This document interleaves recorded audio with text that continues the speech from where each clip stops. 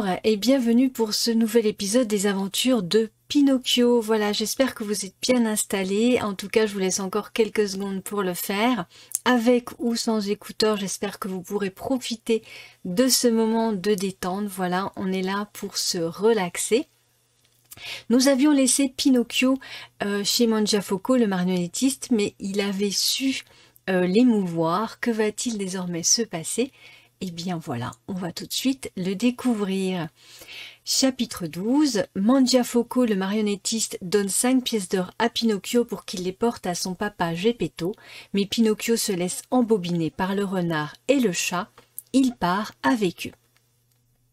Le jour suivant, Mangiafoco prit Pinocchio à part et lui demanda « Comment s'appelle ton papa ?»« Geppetto. »« Quel est son métier ?»« Le métier de pauvre. »« Cela lui rapporte beaucoup ?»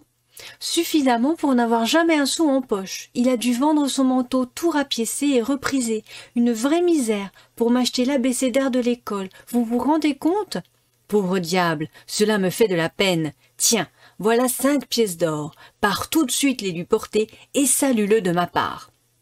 Pinocchio, comme on l'imagine, se confondit en remerciements, embrassa toutes les marionnettes de la compagnie, même les gendarmes, puis, fou de joie, se mit en route pour rentrer chez lui. Mais il n'avait pas fait 500 mètres qu'il rencontra un renard clopinant sur 3 pieds et un chat aveugle. Ils allaient s'aidant l'un l'autre comme 2 bons compagnons d'infortune. Le renard boiteux s'appuyait sur le chat aveugle qui se laissait guider par son camarade. « Bonjour, Pinocchio » dit le renard en le saluant gracieusement. « Comment sais-tu mon nom » s'étonna la marionnette. « Je connais bien ton papa. Tu l'as vu ?»« Je l'ai vu hier, il était sur le pas de sa porte. »« Et que faisait-il ?»« Il était en bras de chemise et tremblait de froid. »« Pauvre papa, mais si Dieu le veut, à partir d'aujourd'hui, il ne tremblera plus. »« Pourquoi donc ?» interrogea le renard. « Parce que je suis devenu un monsieur. »« Un monsieur ? Toi ?» Le renard ne put s'empêcher de rire, un rire moqueur, peu flatteur. Le chat riait aussi, mais pour qu'on ne s'en aperçoive pas, il se lissait en même temps les moustaches avec ses pattes de devant. « Il n'y a pas de quoi rire !» grogna Pinocchio, piqué au vif. « Désolé de vous faire venir l'eau à la bouche, mais si vous vous y connaissez, dites-moi donc ce que vous pensez de ces 5 magnifiques pièces. » Et il montra aux 2 compères le cadeau de Mangiafoco. L'agréable tintement des pièces d'or fit que le renard tendit sans le vouloir sa patte malade, alors que le chat ouvrait tout grand ses yeux verts qui brillaient comme des lanternes. Mais il le referma aussitôt, de sorte que Pinocchio ne s'aperçut de rien. « Et que vas-tu faire de cet argent ?» demanda le renard. « D'abord, répondit la marionnette, je vais acheter à mon papa un beau manteau neuf, tissé de fils d'or et d'argent, avec des pierres précieuses en guise de mouton. Et après, je m'achèterai un abécédaire. »« Un abécédaire ? Pour toi ? » ?»« Pour moi, je veux aller à l'école et me mettre à étudier pour de bon. »« Moi, j'ai perdu une patte pour avoir eu la sotte passion des études. Et moi, je suis devenu aveugle pour la même raison, » ajouta le chat. Pendant ce temps, un merle blanc s'était posé sur une haie au bord de la route. Il siffla à l'intention de Pinocchio. « N'écoute pas ces 2 lascars, sinon tu t'en repentiras. » Pauvre merle, il aurait mieux fait de se taire. Le chat, d'un seul bond, lui sauta dessus, et sans que l'autre ait pu dire ouf, l'avala d'une seule bouchée, plume comprise. Une fois l'oiseau mangé et son museau nettoyé, le chat ferma les yeux et refit l'aveugle, comme avant. « Pauvre merle, gémit Pinocchio, pourquoi as-tu été si cruel avec lui ?»« Pour lui donner une leçon, répondit le chat.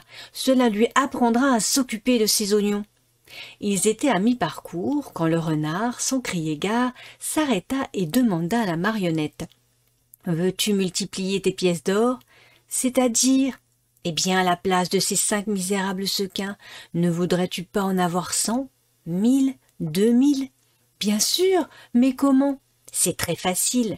Au lieu de rentrer chez toi, tu n'as qu'à venir avec nous. »« Pour aller où ? » ?»« Au pays des nigauds. » Pinocchio réfléchit un moment, puis déclara résolument. Non, je ne peux pas venir. Je suis près de ma maison et je veux retrouver mon papa qui m'attend. Quel soupir il a dû pousser, le pauvre homme, quand il ne m'a pas vu revenir. Je suis vraiment un mauvais fils. Et le grillon qui parle avait bien raison quand il disait que les enfants désobéissants n'avaient aucune chance de réussir dans la vie. Je l'ai appris à mes dépens. Il m'est arrivé beaucoup de malheurs. Hier encore, dans la maison de Mangiafoco, j'ai couru un terrible danger. Oh, rien que d'y penser, ça me donne le bourdon. Si tu tiens vraiment à rentrer, alors vas-y. Et tant pis pour toi, soupira le renard. Tant pis pour toi, répéta le chat. Mais en te conduisant ainsi, Pinocchio, tu tournes le dos à ta chance, ajouta le renard. À ta chance, répéta le chat. D'ici à demain, tu aurais pu transformer tes 5 sequins en 2000, insista le renard. En 2000, répéta le chat. Tant que cela, comment est-ce possible? S'étonna Pinocchio, éberlué. Je vais te l'expliquer, dit le renard. Sache donc qu'au pays des Nigauds, il y a un chant sacré que tout le monde appelle le chant des miracles. Dans ce champ, tu creuses un petit trou et tu y mets, par exemple, un sequin d'or. Tu combles le trou avec de la terre, tu l'arroses avec 2 seaux d'eau, tu jettes une pincée de sel et tu rentres tranquillement te mettre au lit. Pendant la nuit, le sequin germe et fleurit. Le lendemain matin, tu retournes dans le champ et qu'y trouves-tu? Tu trouves un magnifique arbre chargé d'autant de sequins qu'un bel épi a de grains de blé en plein mois de juin. Alors, moi, si j'enterrais mes 5 pièces dans ce champ, combien de sequins trouverais-je le lendemain matin? Demanda Pinocchio de plus en plus étonné. C'est très simple, répondit le renard. Toi-même pourras en faire le compte avec les doigts de la main. Attendu que chaque pièce donne une grappe de 500 sequins et que tu as 5 pièces, tu te retrouveras le lendemain matin avec en poche 2500 sequins sonnants et trébuchants. « Mais c'est formidable !» hurla Pinocchio dansant de joie. « Formidable! Dès que j'aurai récolté tous ces sequins, j'en prendrai 2000 pour moi et les 500 autres seront pour vous deux. » Un cadeau pour nous, Dieu t'en préserve, s'indigna le renard en prenant une mine offensée. Dieu t'en préserve, répéta le chat. Nous n'agissons pas par intérêt, expliqua le renard. Nous agissons uniquement pour enrichir les autres. Les autres, répéta le chat. Quels braves gens, se dit Pinocchio. Alors, oubliant instantanément son papa, le manteau neuf, l'abécédaire et toutes ses bonnes résolutions, il déclara « D'accord, je viens avec vous. » Chapitre 13. À l'auberge de l'Écrevisse rouge. Ils marchèrent longtemps, à la tombée de la nuit, ils arrivèrent, morts de fatigue, à l'auberge de l'Écrevisse rouge. « On va s'arrêter ici, » déclara le renard, « pour avaler une bouchée et se reposer quelques heures. Nous repartirons à minuit pour être demain, à l'aube, au champ des miracles. » Entrés dans l'auberge, ils prirent place tous les trois à une table, mais aucun d'eux n'avait très faim. Le pauvre chat, ayant l'estomac brouillé, ne put manger que 35 rougets à la sauce tomate et 4 portions seulement de tripes à la mode de Parme, tout en réclamant 3 fois de suite, ne les trouvant pas assez onctueuses, du beurre et du fromage râpé. Le renard aurait bien aimé lui aussi faire bombance, mais comme les médecins l'avaient mis à la diète la plus sévère, il dut se contenter d'un simple lièvre accompagné d'une terrine de poularde et de coquelets. Pour faire passer le lièvre, il commanda ensuite une fricassée de perdrix, de lapins, de grenouilles et de lézards au raisin. Et puis il s'arrêta là, disant qu'il ne pourrait plus rien avaler, que tout ce qui était nourriture le dégoûtait. Mais celui qui mangea le moins, ce fut Pinocchio. Il demanda une poignée de noix avec un morceau de pain et laissa tout dans son assiette. Le pauvre garçon était tellement obsédé par le chant des miracles qu'il souffrait d'une indigestion anticipée de pièces d'or. Quand ils eurent fini, le renard s'adressa à l'aubergiste. « Donnez-nous 2 bonnes chambres, une pour monsieur Pinocchio, une autre pour mon compagnon et moi. Nous ferons un petit somme avant de repartir. N'oubliez pas de nous réveiller à minuit. »« À vos ordres, messieurs, » répondit l'aubergiste, tout en faisant un clin d'œil au renard et au chat, comme s'il voulait dire « Je vois clair dans votre jeu, comptez sur moi. » Dès que Pinocchio fut au lit, il s'endormit et rêva immédiatement. Il rêva qu'il était dans un champ recouvert de jeunes arbres chargés de grappes de sequins d'or qui tintinabulaient au gré d'une légère brise. Et cette musique semblait dire « Viens donc nous cueillir ». Mais juste au moment où Pinocchio s'apprêtait à les récolter, par poignées entières et à s'en mettre plein les poches, on frappa bruyamment à la porte de la chambre. C'était l'aubergiste qui venait le prévenir qu'il était minuit. « Et mes amis, sont-ils prêts ?» lui demanda la marionnette. « Mieux que prêts, ils sont partis il y a déjà de bonnes heures. »« Si vite ? Mais pourquoi ?» Le chat a reçu un message lui apprenant que son fils aîné avait des anges d'or aux pieds et qu'il était entre la vie et la mort. « Et le repas, ils l'ont payé ? Bien sûr que non, ce sont des personnes trop bien éduquées pour faire cet affront à votre seigneurie. »« Ah, dommage, cet affront ne m'aurait pas déplu, » fit remarquer Pinocchio en se grattant la tête. « Et où ont-ils dit qu'ils m'attendraient, ces chers amis ?»« Au champ des miracles, au lever du jour. » Pinocchio régla donc son repas et celui de ses compagnons. Il lui en coûta 1 pièce d'or, puis il partit. On peut même dire qu'il partit à l'aveuglette, car dehors il faisait si noir qu'on ne voyait goutte autour de soi. Pas une feuille ne bougeait dans la campagne alentour.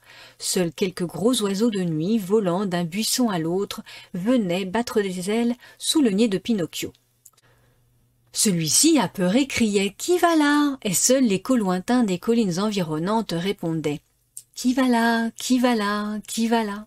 Alors qu'il marchait, il vit soudain sur le tronc d'un arbre une petite bestiole qui émettait un pâle halo de lumière comme la petite flamme d'une veilleuse de nuit. « Qui es-tu » s'enquit Pinocchio.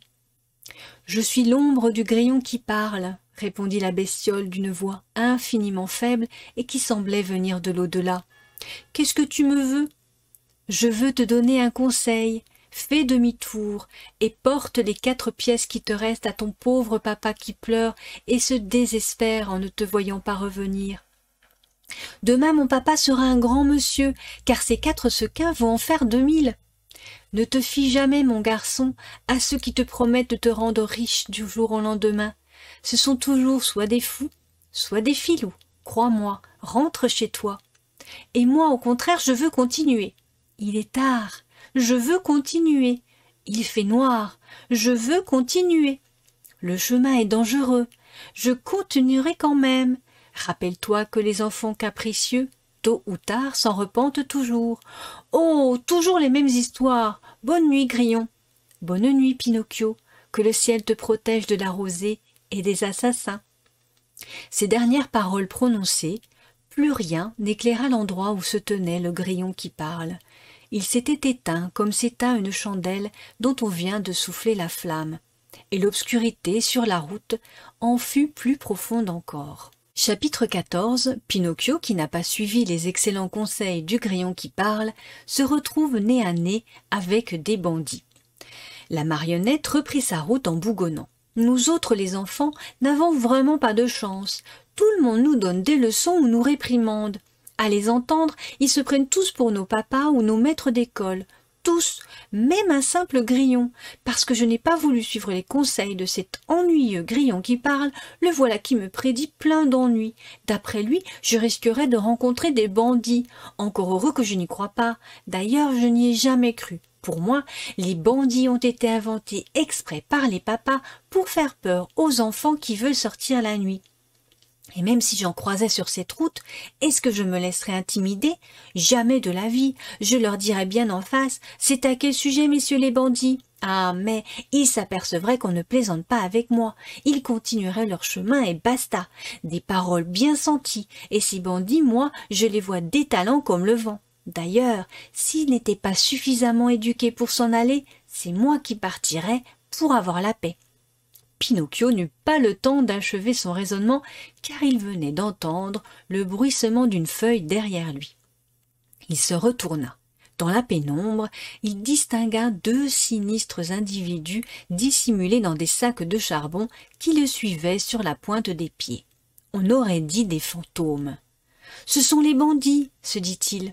Et comme il ne savait pas où cacher ses pièces d'or, il les fourra dans sa bouche et les glissa sous sa langue. Puis il essaya de se sauver. Mais à peine avait-il bougé qu'il sentit qu'on l'attrapait par le bras. 2 voix caverneuses vociférèrent. « La bourse ou la vie !» Pinocchio ne pouvait pas répondre à cause des sequins qu'il avait dans la bouche. Il multiplia contorsions et mimiques pour expliquer à ces 2 encagoulés, dont on ne voyait que les yeux à travers des trous faits dans les sacs, qu'il n'était qu'une pauvre marionnette n'ayant pas la moindre piécette, même fausse sur lui. « Ça suffit, arrête ton baratin et montre ton argent !» crièrent en chœur les 2 brigands. Pinocchio, d'un signe de tête accompagné d'un mouvement des mains, leur signifia qu'il n'en avait pas. « Sors-le, sinon tu es mort !» menaça le plus grand. « Mort !» répéta l'autre. « Et après, on tuera aussi ton père !»« Aussi ton père !»« Non, non, pas mon pauvre papa !» hurla Pinocchio, désespéré. Mais en disant cela, les pièces s'entrechoquèrent dans sa bouche. « Ah, chenapan, ton argent tu l'as donc caché sous ta langue. Crache ces pièces tout de suite. » Pinocchio resta de marbre. « Tu fais le sourd maintenant. Attends un peu qu'on te les fasse cracher, nous. » Le premier le saisit par le nez et le second lui prit le menton, puis ils se mirent à tirer de toute leur force pour l'obliger à ouvrir la bouche. Ils n'y parvinrent pas. La bouche de la marionnette paraissait clouée. Le plus petit des brigands sortit alors un grand couteau qu'il essaya d'utiliser à la fois comme burin et levier en l'enfonçant entre les lèvres de Pinocchio. Mais celui-ci, vif comme l'éclair, referma sa mâchoire et d'un coup sec lui coupa la main. Quand il la recracha, il fut très étonné de constater que c'était une patte de chat. Encouragé par cette première victoire, il parvint à se sortir des griffes de ses agresseurs et, sautant par-dessus la haie bordant la route, s'échappa à travers les champs. Les 2 bandits le suivirent comme 2 chiens poursuivant un lièvre, même celui qui avait perdu une patte, à se demander comment il pouvait faire. Après 15 kilomètres de cette course-poursuite, Pinocchio n'en pouvait plus. Se voyant perdu, il s'agrippa au tronc d'un immense pin et grimpa jusqu'au sommet de l'arbre. Les autres essayèrent à leur tour, mais à mi-chemin, ils glissèrent et retombèrent en s'écorchant les mains et les pieds. Ils ne s'avouèrent pas vaincus pour autant. Ainsi, ayant ramassé du bois bien sec, ils le déposèrent au pied de l'arbre et y mirent le feu. Immédiatement, le pin s'embrasa comme une torche dont la flamme est attisée par le vent. Constatant que les flammes montaient de plus en plus haut et ne voulant pas finir en pigeon rôti, Pinocchio sauta majestueusement de l'arbre et recommença à courir à travers champs et vignes, avec, toujours derrière lui, les 2 bandits manifestement infatigables. L'aube commençait à luire et il courait encore. Soudain, un fossé large et très profond barra la route de Pinocchio, un fossé au fond duquel coulait une eau sale, couleur café au lait. Que faire? 1, 2, 3, prenant son élan, la marionnette effectua un bond gigantesque et se retrouva sur l'autre rive. Les brigands voulurent sauter à leur tour, mais ils avaient mal calculé leur coup et patatras, ils se retrouvèrent dans le fossé. Pinocchio, entendant le plouf de leur chute dans l'eau, éclata de rire tout en continuant à courir. Bon ben, messieurs les assassins, il les crut bel et bien noyés, mais quand il regarda de nouveau derrière lui, il les vit tous les 2. Ils avaient repris la poursuite dans leur sac à charbon qui dégoulinait. Chapitre 15. Les bandits continuent de poursuivre Pinocchio. Après l'avoir rattrapé, ils le pendent à une branche du grand chêne. Découragée, la marionnette était sur le point de se coucher par terre en se déclarant vaincue quand elle aperçut dans le lointain, contrastant avec le vert sombre de la frondaison des arbres, une maisonnette blanche comme la neige. « Si j'ai encore assez de souffle pour arriver jusqu'à cette maison, peut-être serai-je sauvé », pensa Pinocchio. Sans hésiter un seul instant, il reprit donc sa course folle à travers bois, les bandits toujours à ses trousses. 2 heures plus tard, il arrivait, tout essoufflé, à la porte de la maisonnette et frappait. Pas de réponse. Entendant croître le bruit des pas et la respiration haletante de ses persécuteurs, il frappa plus fort. La maison resta silencieuse. Puisque frapper ne servait à rien, il s'en prit frénétiquement à la porte en lui donnant des coups de pied et en la martelant avec sa tête. Finalement, apparut à la fenêtre une jolie fillette aux cheveux bleu nuit et au visage pâle comme une statue de cire. son regard était éteint et elle tenait ses bras croisés sur sa poitrine. Elle murmura, d'une voix faible qui paraissait venir de l'au-delà. « Il n'y a personne dans cette maison, ils sont tous morts. »« Mais toi, tu peux m'ouvrir » cria Pinocchio, pleurant et suppliant. « Moi aussi, je suis morte. »« Morte? Mais alors, qu'est-ce que tu fais là, à la fenêtre ?»« J'attends le cercueil qui m'emportera. » Sur ces dernières paroles, la fillette disparut et la fenêtre se referma sans bruit. « Ô jolie fillette aux cheveux bleu nuit, ouvre-moi, par pitié, aide un pauvre garçon poursuivi par des bancs. » Pinocchio ne put finir sa phrase. On l'avait saisi par le cou et deux sinistres voix, toujours les mêmes, grondèrent menaçantes. « À présent, tu ne nous échapperas plus. » Voyant se profiler le spectre de la mort, la marionnette fut prise d'un tremblement si intense que l'on pouvait entendre craquer les jointures de ses jambes et teinter les 4 pièces d'or cachées sous sa langue. « Et maintenant, fulminèrent les brigands, cette bouche, tu vas l'ouvrir, oui ou non? Tu ne réponds toujours pas, aucune importance, nous, on va bien t'obliger à l'ouvrir. » Alors, sortant 2 longs couteaux tranchants comme des rasoirs, schlac, ils lui portèrent 2 coups dans les reins. Par chance, le bois dont était fait la marionnette était si dur que les lames des couteaux se brisèrent en 1000 morceaux. Il n'en restait plus que les manches. Les 2 bandits se regardèrent. « J'ai compris, » dit l'un, « il faut le pendre, pendons-le. »« Pendons-le, » répéta l'autre.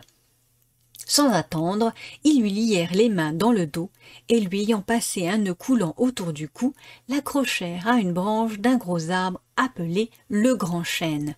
Puis, assis dans l'eau, ils attendirent que la marionnette eût une dernière convulsion. Mais celle-ci, 3 heures après, avait toujours les yeux ouverts et gigotait comme jamais. Finalement, fatigués d'attendre, ils s'adressèrent à Pinocchio en ricanant. « On te laisse, mais reviendrons demain. D'ici là, espérons que tu auras la courtoisie de mourir tout à fait et d'ouvrir ta bouche toute grande. » Puis ils partirent. Au même moment, se leva la tramontane, un vent violent, mugissant rageusement, qui s'abattit sur le pauvre pendu et le ballotta comme le battant d'une cloche sonnant à toute volée. Ce terrible balancement lui causait d'horribles douleurs et le nœud coulant en serrant de plus en plus sa gorge l'empêchait de respirer. Peu à peu, sa vue se brouilla. Tout en sentant la mort arriver, il imaginait encore qu'une âme compatissante viendrait le sauver. Et quand, après avoir longuement attendu et espéré, il comprit que personne, vraiment personne, ne lui porterait secours, sa pensée se tourna alors vers ce pauvre papa, et il balbutia tout en agonissant. « Oh mon papa à moi, si tu pouvais être là !» Il n'eut pas la force d'en dire plus. Il ferma les yeux, ouvrit la bouche, laissa pendre ses jambes, puis, après un dernier spasme, se figea au bout de sa corde. Et voilà, donc je laisse le suspense à son comble puisque c'est la fin de ce 3e épisode des aventures de Pinocchio. Bien évidemment, je vous rassure, tout va bien se passer, on va retrouver Pinocchio au chapitre suivant. Pas de problème. Voilà. En attendant ce prochain épisode, eh bien, profitez de tout, profitez de tous, passez de bons moments, pensez à vous, pensez aux autres, et puis je vous dis à très vite.